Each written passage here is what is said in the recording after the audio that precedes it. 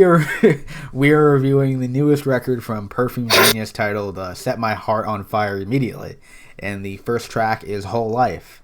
And would you like to go first? Sure thing. So that Whole Life was a solid start to this album. It kind of had this wistful piano going. It almost had like a church feel as well in the beginning that sort of took me back to my childhood. Mm-hmm. I was a big fan of the vocals. They were reminiscent, kind of sad, but happy at the same time. Mm. And I thought that the subtle accompaniments that the band like put on allowed the singer to really be at the forefront.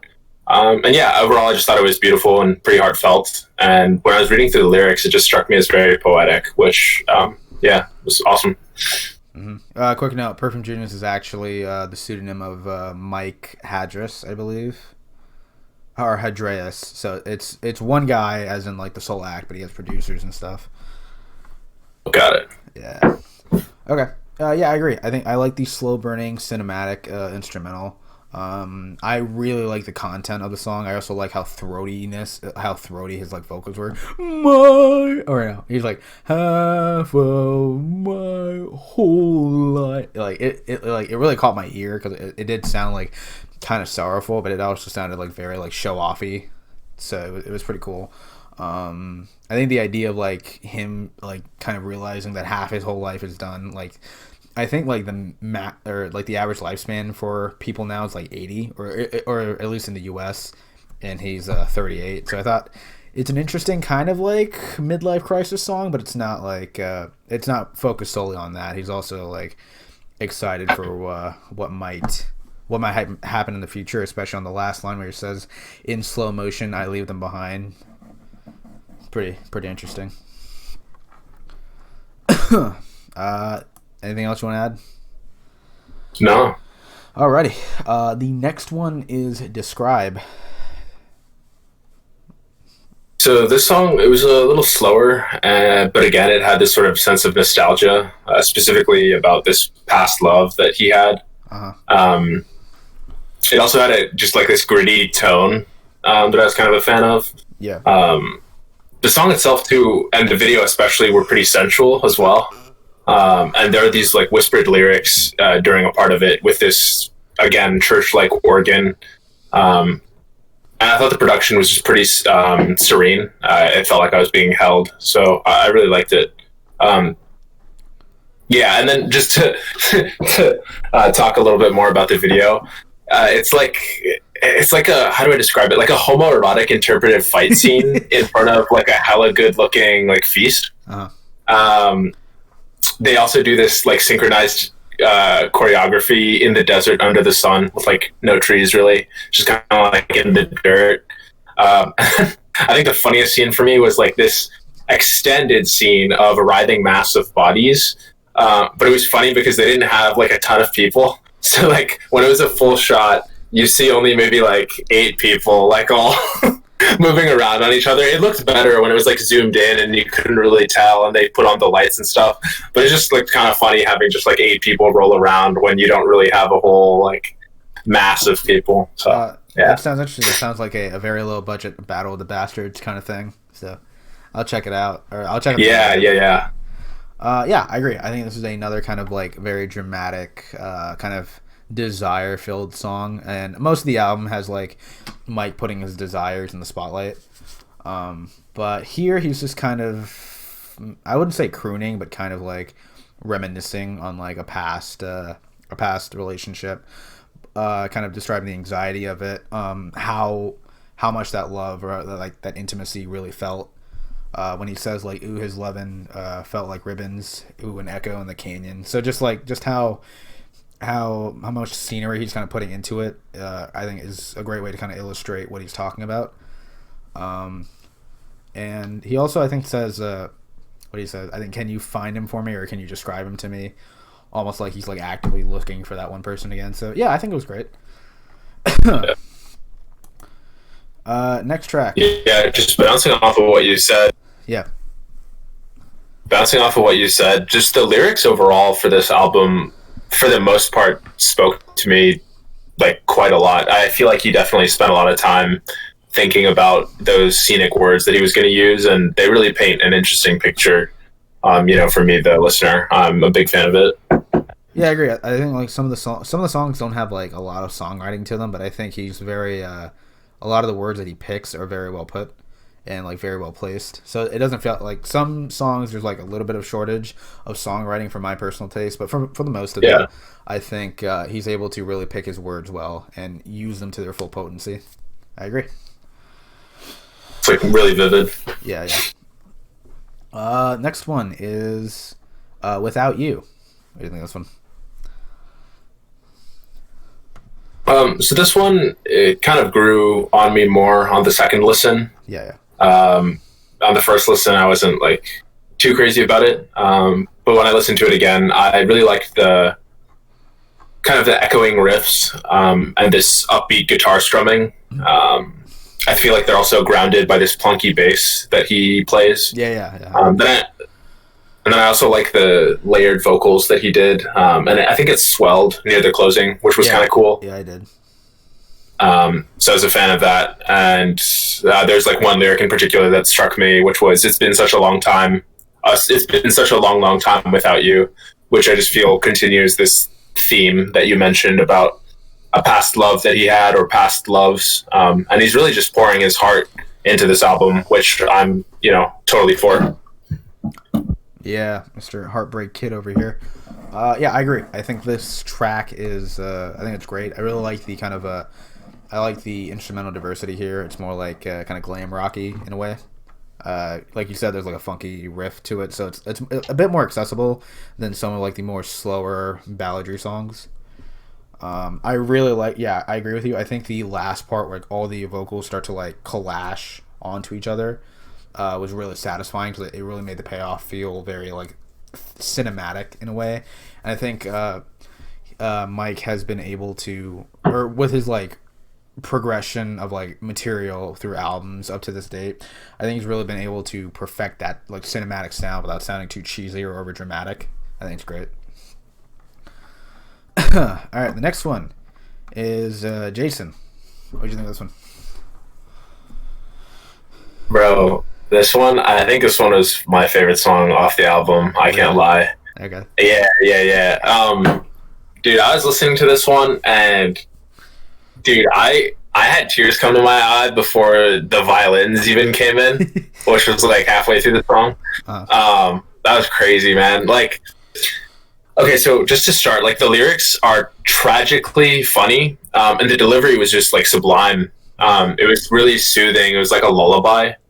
As far as the production, there was like this medieval clinking sound that added to that sort of lullaby feel, or maybe not medieval clinking, but like, those wind-up toys, like wind-up ballerinas. Yeah, like, that's what I thought. These days has them. Yeah, it's like I don't know what you call those, but like that, which was just sick. The song overall, it felt very human.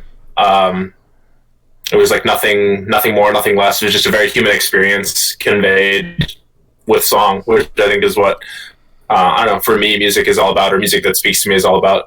It didn't feel too short, and it definitely didn't overstay its welcome. And the last verse right before the end just kind of made me laugh. It was delivered so melodramatically. Like when I was reading through the lyrics before I listened to the song, I was like, oh, I wonder how that'll play out. Or I just kind of glanced over the last verse, but the way he delivers it was just really funny because he draws out like every single word. Yeah. And it was just about him like taking a 20 from his lover's pocket. It really wasn't like that big of a deal, but it must have meant something to him clearly because he left it on the song. Again, easily my favorite song. It like made me laugh and cry in the same breath, really. And to me, that shows finesse. I just really connected to this one, and this is how I'm coming out of the closet. It's right. Like you're right. No, it was just a good song. Yeah, I agree. I really enjoyed it. I think it really had that kind of like nice slow burn to it, and every verse felt very like it felt like it was kind of building to that like very melodramatic outro of him saying like he stole $20 from the guy's jeans.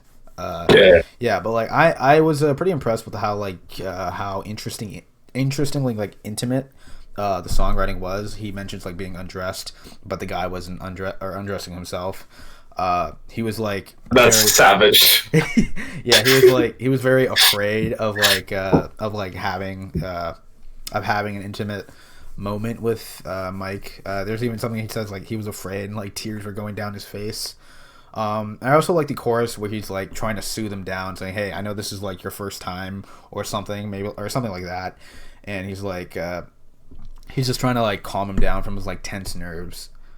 Yeah, I think this is a great song. I think there's a lot of the kind of sparse songwriting works in its favor because it really highlights a lot of the moments that you really need to know rather than just saying, oh, I love spending time with you and I wish I was with you and stuff like that. It really gets into like the nitty gritty of like what makes these like encounters and emotions of missing someone very valuable. Okay, is that it? Is that all you want to add? Yeah. Okay. The next one is Leave. What do you think of this one? Yeah, so I'm pretty sure it was a harp, but it starts with the harp and Yeah, the yeah. harp continues throughout, which gives it again that sort of sweet tune, sweet lullaby feel. Um, it was kind of like a more of a somber vocal. Like the vocals were more somber on this one, but it was kind of offset by the high instrumentals and that harp that just continues throughout the song. It's also like slightly glitchy at times, and it sounds like they sampled wolves howling, but it almost I didn't know what to put it as. It was either wolves howling or like whale calls or something in between. It was really strange. Um, there are also these like whispering vocals, like on each side of Ev's headphone. Um, yeah, it was definitely just like a weird, maybe the most different one on the album. It's also the first song where we lyrically hear the album's name. Yeah. Yeah, what did you think like of the lyrics? And also, do you think it was a follow up to the last song on the zone? I don't think it was a follow up, but I think it definitely had like kind of maybe a thematic tethering. I'll say immediately, I wasn't that into this one personally. I can appreciate the sound. It sounds like Zuzu and Perfume Genius meet because he has this like very whispered and kind of like painful vocal delivery that reminds me of JB Stewart. I think I've sent you a Zuzu song. Oh yeah, the trans ASMR one. That's what I'm talking about. Yeah. Yeah, so like I think I can appreciate that aspect for it, and I really did like the like instrumental progression going from like harp to like a little bit of glitchy to having kind of like a bit more of an eventful finish. But yeah, I wasn't when I came back to it. I was like, I think in relation with the rest of the album, it's okay. I wasn't that into it, but I do think it's like an essential song. It's just not really what I came to enjoy. Alrighty. Next one is On the Floor. Yeah, I really enjoyed this one. Apparently, it was over 5 minutes. It was one of those songs where I couldn't tell. Um, yeah, it had a funky, fresh, upbeat vibe. There were these backup vocals at a certain Cal Longtail. That was just utterly dank. And yeah, I don't really have much more to say about it. I just recommend that you listen to this one. I don't really want to describe it anymore. Just leave it up to the listener. Yeah, I think production-wise, this is probably the best one on the album for me. It kind of has this like this interesting like funky, semi-funky gradient to it. But what I really like is like the live instrumentation, especially like the crashing drums when he like transitions from "I Cross His Name Out" to the page to the hook. And oh my god, the vocal harmonies on this one are so satisfying to listen to. Yeah.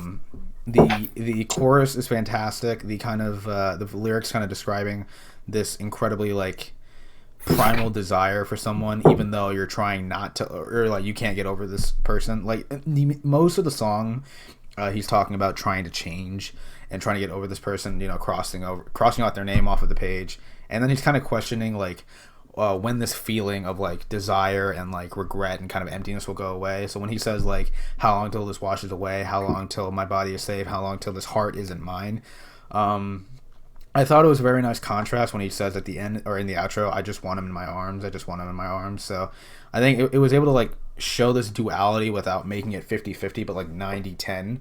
But the 10% doesn't feel tacked on in any way. So that I really like. This is my favorite on the album. I gotta say too, the video was very well shot. I thought the dancers were very talented. Mm-hmm. In particular, I like how they transitioned, because there are two dancers, but it starts with one and ends with one. So I liked how they were able to transition the other guy in and out pretty seamlessly. Mm-hmm. I haven't seen it yet, but I'll give it a shot. All right, next one is Your Body Changes Everything. What about this one? So it's interesting. I listened to like the second half of this album. Like I listened to the album in two parts, like that first half up to that song yesterday, and then the second half today. So it's interesting. I guess I had a bit of a different take on like the rest of the album today, but that might have just been because I listened to it today. But anyway, it had like this hard hitting bass line and this like sexy percussion going for it. He also repeats "I know," like "I know" a ton. Yeah, but I don't mind the different tones and layers it in different places. Yeah. Yeah, at the outro. Yeah. So it's not just I know, like at the same tone or in the same kind of place, but he just kind of plays around with, I guess, where in space or where in the auditory space you kind of hear it. Mm. And yeah, that was just pretty satisfying to hear, even though it was the same lyric. Yeah, other than that, I thought, it was fine. Yeah, I thought this was good too. Not my favorite, or by any means of imagination, but I thought this was a good song. I really like the kind of like the electric kind of mix of like electronic and like, I wouldn't say jazz, but I know there's like sax hits on here. But yeah, so I think what kind of satisfied me the most about this was kind of the once again very intimate lyrical standpoint. Your body changes everything until you fit beneath me, and you're breaking like a wave. I thought that was pretty interesting for like, or maybe a metaphor, or like to show like two bodies clashing. I don't know why I said clashing. He also says, "Now I can hardly breathe. Now you're right above me, and your shadow suffocates." I thought that was very interesting, just to show just how close knit you are, where your shadow's like, "Oh, you let me go." Right. Yeah, I really liked it. I thought it was a pretty good song. I think coming off of probably my favorite. Usually when I have like a song that I really, really enjoy, like I personally think is my favorite on the album, the next song usually doesn't live up to it. But I thought that did a good enough job to really set its own, give itself its own presence. Okay, the next one, Moonbend. I will go first. This song is the equivalent of musical blue balling, because my gosh, it's a very like bare and like minimal song. The midway through, there's like an acoustics and some like other like oriental stuff like put into it, just to be like, hey, I know you're bored. Let me just, and then it just goes away once again. Yeah, not my favorite, but I did like the songwriting. He's kind of like talking about just like being attached to this person in ways, in more like physical ways, so like color and anatomy. So like carving his lung ribs hold like fabric. I thought that was an interesting line. Burrowed in his spine. Now I'm learning Spanish. Again, pretty interesting. But yeah, I wasn't really that into it. I think sonically.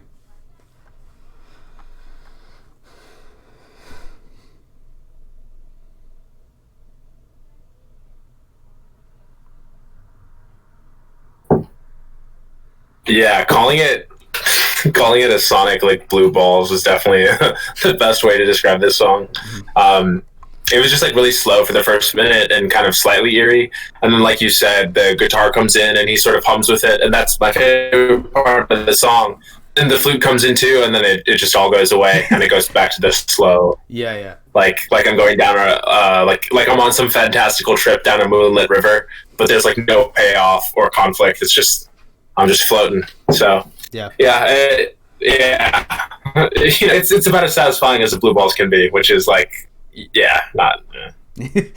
I agree. All right, so the next one is Just a Touch. What do you think of this one?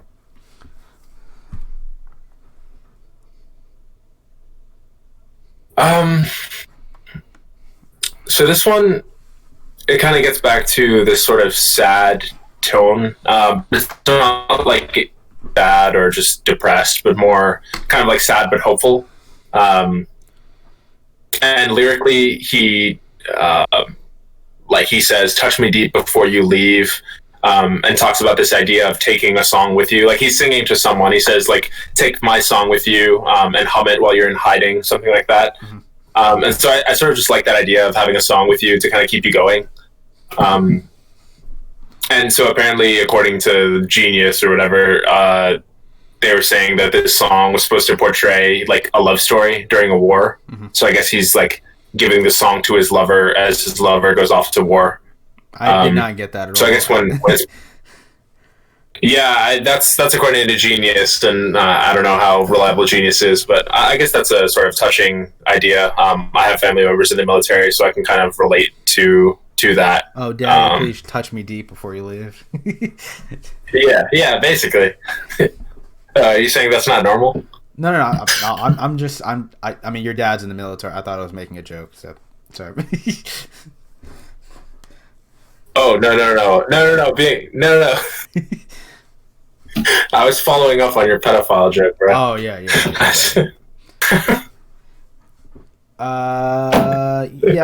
I think. Yeah, like Sonic. I did like the lyrics. Sonically, I did not get that whole wartime thing. I thought that would be like more of like an attention to put you in that soundscape with like maybe like, I don't know, marching bands or like mortars off in the distance or something. But yeah, I think bringing that up makes the song a bit more ambiguous to me. I still like it, but I think trying to find how it like applies to the rest of the album is interesting. I know it's left up to interpretation because there's not really a solid rendition, but yeah, I thought it was good. Next one is Nothing at All. What do you think of this one? So this one, it wasn't lyrically as deep as the other songs, but it had a pretty cool ethereal production. Mm-hmm. 3 minutes into the song, the vocals also get really gritty, as does the guitar. Yeah. But that's comfortably offset by the, again, tinkling high notes. Yeah. If my notes on the second half of this album are kind of sparse, it's because I was eating spaghetti while I was reviewing it. Right, you should have been eating alphabet spaghetti, so you could have been writing your notes while you were eating. That's true. I could have spat them out on the screen and spelled out what I wanted to say. Yeah. I like this one too. I like the kind of driving, kind of grittiness of this song. There's like an organ and some like harmonic vocals as well. I really like the chorus. I like the lead up into it where you can say it's like our body is breaking down to its little single beat. The sadness you carry, it hangs like a ghost. And then he says on the chorus, I got what you want, babe. I got what you need, son. And not in a weird like uncle way, but like I think in a way to like kind of express that like in a touch you deep kind of way. Yeah. So it was interesting because like he offsets that at the end was like nothing at all. So for me, it kind of like gives this assurance where it's like maybe this love or something is so deep and is like nothing really matters about what they throw at you. Maybe I'm not entirely sure. I'd have to like listen to it again because there's just a lot here. Even though the songwriting isn't like varied because it just repeats verse and chorus, it is still very interesting. So I think kind of peeking into a look at it would be a lot more beneficial for me to like really appreciate it. But yeah, I still like it. I like the overall sound of it. I really like the throaty hook on this as well. What about anything else you want to add? Okay. The next one is One More Try. What do you think of this one? Yes, this was another one with some really gorgeous vocals. I loved how he held his notes, and I thought that the vocals blended well with the assorted instruments that they used to back the vocals. And overall, it was just a short but sweet song. Mm-hmm. Yeah, I would agree. Not really much to say on this. I like the kind of weird, the kind of like alternative Baroque pop feel to it. I kind of like how kind of like I'm retarded. I kind of like how kind of ambiguous the lyrics are here because it is kind of like setting it up. It's setting itself up into the next track where it says like some dream, And and there are some like tidbits on the album where he says, you know, running straight into the light or referring to the light. So I'm curious as to like what that means. Maybe he's talking about like the end of his life, or like maybe because he does mention on the first song, you know, half his life is already over. So interesting. Yeah, that's all I got to say to that. That was all right. All right, Some Dream. What do you think about Um, yeah, so I guess like it had again dreamlike vocals and instrumentals to sort of start. Like clearly we're in this dream of his, and then there's this switch up that was pretty sick to sort of grungy guitar sound. The vocals also change from this sort of regretful tone to a more determined one. Mm-hmm. And the lyrics of the song are just really sad. I think same with the last song. Also, just to comment on the last song as well, I didn't notice what you'd mentioned about the light, like his mention of the light here and there in the album. I think that helps contextualize the last song for me a little more. But I'm not sure what he means exactly either, whether the light is like the end of his life or his life as it is currently. I have no clue. Interesting.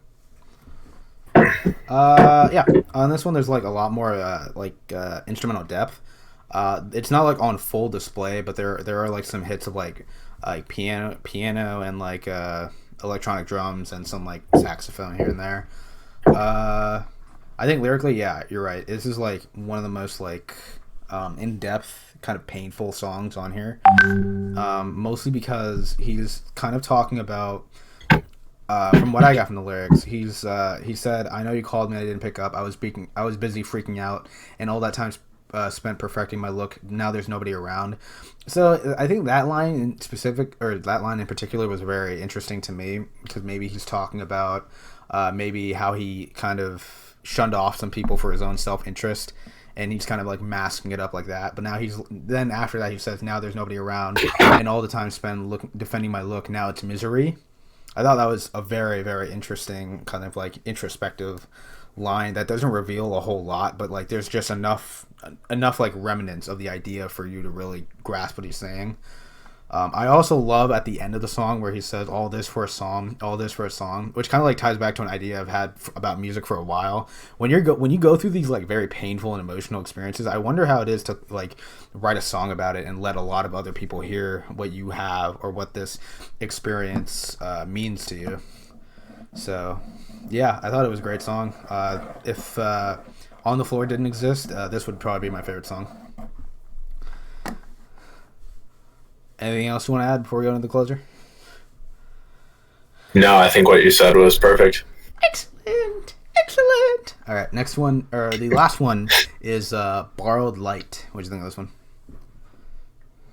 Dude, honestly, I was lost in the sauce with my spaghetti, so I think I should leave it up to you. All I gotta say really is just that it had these haunting vocals, lyrics, and a pretty sparse production, and to me it sort of had this funeral-like undertone. Yeah, I agree. I think this is probably like one of the more like grim songs he's ever written. There's only like 3 verses on here, but again, I think the way he's able to like space them out without making it feel like overly stretched out or like prolonged for just dramatic effect is impressive. Like one of the lines he says is that no sun hangs outside, just borrowed light. No sun hangs outside, just borrowed light. I'm just like, what does that mean? I'm not sure what that entirely means. Now match my breathing. Now rest your hand in mine. I'm like, is he talking about dying, or is he talking about like this part of him that's kind of like going away? I'm not really entirely sure. And then the last verse I thought was fantastic because it really just made me want to listen to the entire album and kind of grasp what he's saying. He says, "I thought the sea would make some pattern known and swim us home safely, but now there's no secret, just an undertow." I'm like, wait, the sea would make some pattern known. Now it's just an undertow. So it's interesting. Maybe the sea is kind of reminiscent or kind of metaphorical to this space where he's trying to kind of let his life speak for itself. But he's kind of realizing that with that mentality and the reality of it is that it's just an undertow for him trying to defend himself and explain himself. I think that's what I got from it personally. So I think this is a fantastic closer. Anything else? No. Alrighty. We're going overall and rating. Alrighty. What do you think of this album? Yeah, so overall, again, it's a little tough for me just because I heard part of it yesterday and part of it again today. I didn't get a chance to listen through the whole thing again just once over um, to, I guess, give an overall rating. Um, I think for me, I agree with a lot of the points that you made. Like lyrically, I would say he's a very strong writer. I'm not sure that he writes his own music, but it was very Yeah, powerful and I'm pretty poetic sure. at times. That's dope. The production, for the most part, on most of the songs is it's not samey. It never struck me as samey, and it always kept me entertained and engaged, and it was pretty dynamic. Even on the like sparser ones, I found that it's funny. I think he just, like you said, he is very well intentioned in his use of like language, but then also in his use of instrumentals. So I'm a really big fan of it. I think he has a lot of finesse, a lot of talent, and I like this like emotion that he's just able to convey with songs like, On the Floor and Jason, especially. So yeah, overall for me, I would give this album like a 24 out of 30. It was just a very heartfelt album, and it's funny, like you'd mentioned what kind of genre Perfume Genius was, and I was sort of intrigued, but I just didn't quite expect the depth that I got from this album. Yeah. I would say I was blown away. I really like this album. Yeah, I agree. I think this is another solid addition to his discography. I think coming off of his last album, which was No Shape, I believe I thought that was his strongest album because there's just so much, just there's so much vibes. That's the best way I can put it because there's so many good songs on there that are not only like lyrically deep but also musically, aesthetically so pleasing to listen to. And I don't think it's on that level here, but it's still very high quality.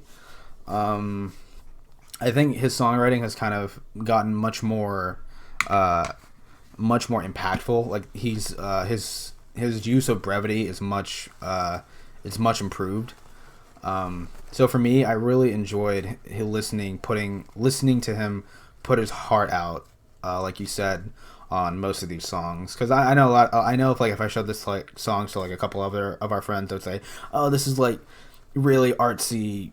Me like it doesn't mean a whole lot, but I feel like for me having context of what Mike's music usually is and what it's used to like describe and kind of emote, I thought this was a great record. If I had to rate it, I would probably give it a solid. I'd give it an 8. I thought No Shape was better, but this one's still great to me. Word up. Word up. Alrighty. Well, thank you for watching this incredibly long review, and we'll see you next time. Don't get lost in the sauce, boys and girls.